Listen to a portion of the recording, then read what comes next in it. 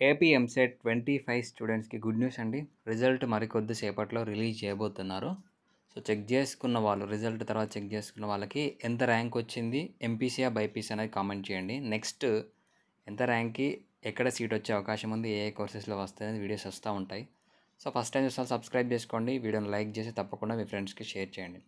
So, రిజల్ట్‌లో మెయిన్‌గా మనకి 2,64,000 మంది స్టూడెంట్స్ ఇంజినీరింగ్ ఎగ్జామ్ రాశారు.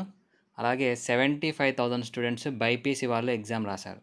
సో, ఇందులో ఎంతమంది క్వాలిఫై అవుతారనే దాన్ని బట్టి మనకి కాంపిటీషన్ అనేది డిపెండ్ అవుతుంది. అలాగే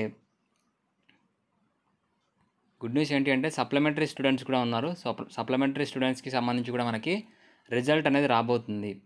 సో, లాస్ట్ ఇయర్ ఏంటి అంటే డిక్లరేషన్ ఫామ్ ఇవ్వడం వల్ల, ఇక రిజల్ట్ తర్వాత డిక్లరేషన్ ఇవ్వడం వల్ల సో, కొంతమందికి ర్యాంక్స్ అనేది హోల్డ్లో పెట్టడం జరిగింది. సో, గుడ్ న్యూస్ ఏంటంటే ఈసారి మనకి అందరికీ ర్యాంక్స్ అనేది